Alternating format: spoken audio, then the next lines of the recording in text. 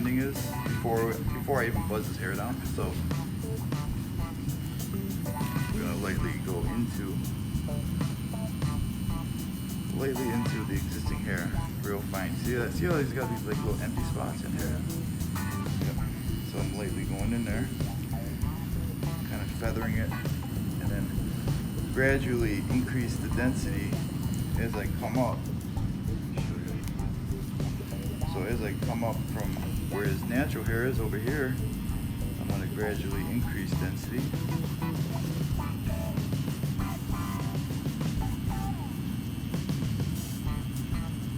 And then start my pattern over here. Now I'm fully stretching with both hands pretty hard to the point where he's got really thick skin. And it almost should, like, you should feel the burn in your hands when you're stretching sometimes.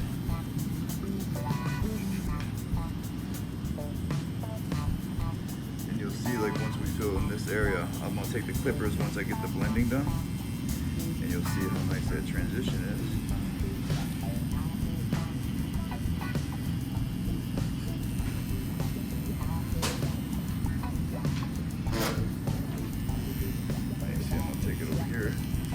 But I want to get most of the blending before I buzz them.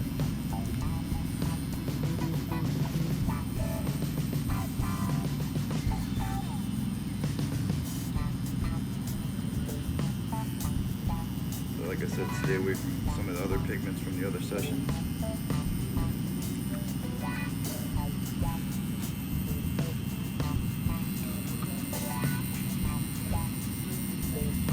What would you say is like the most important thing when it comes to blending?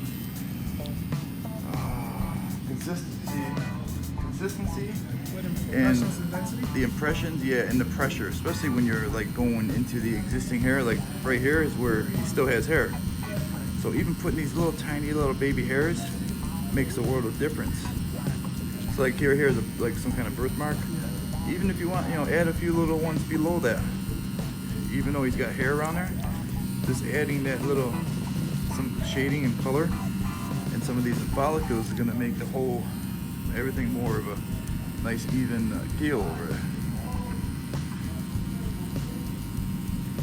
And then once you do like an area, take a step back, look at it, and then if you see like, some miscellaneous spots, go through, double check.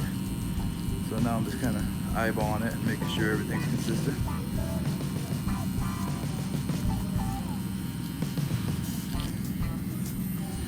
Right over here is missing some density, so we'll go in here a little bit. Over here.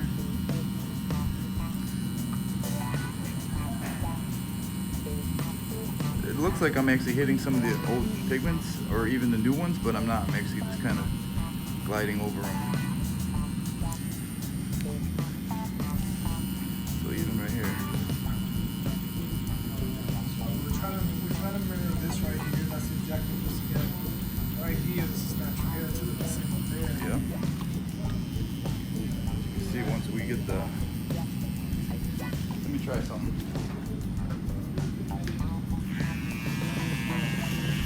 So I'm just gonna cut some of his hair. He's already at like a no guard length, just to kind of get some of that density down to see how the blend's starting to take place. You can really see it's getting a nice transition. Because when you buzz the hair, it's actually giving that, you're replicating that shave look. So the follicles will match the follicles that we put in compared to the shave follicles.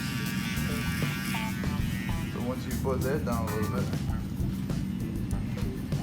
take a step back, look. Now you look for like little tiny spots. This is the area where the hair meets in the S&P. Yep, right in here. This is where it is. Remember, most human heads have, groups of 2s and 3s of hairs, usually in the back hair. Sometimes, in occasions, you'll have groups of 4, depending on, what kind of hair the client has in their hereditary. But you can see how nice the blending is taking place. Pro tip. Yep, it's starting to get there.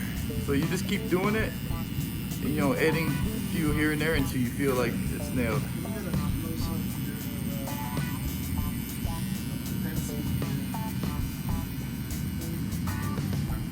Look at that.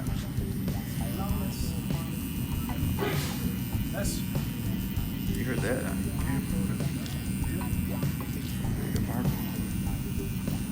So see all this? I'm kind of like gliding over the new pigments, but I'm not intentionally hitting the new ones. I'm just kind of lightly tapping.